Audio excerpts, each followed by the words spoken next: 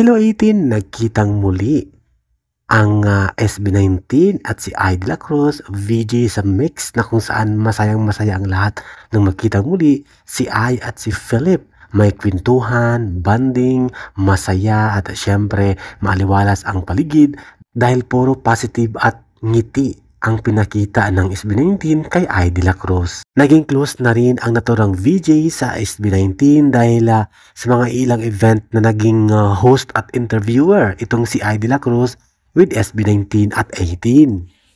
Alright! Hello po! Oh my God!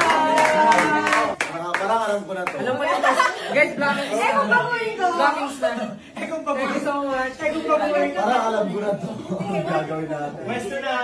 Ito na yun. Kasi tinatakot. Antayin ko na lang. Sige. Okay. Right to the left. Right hand to the left. Right hand to the right leg.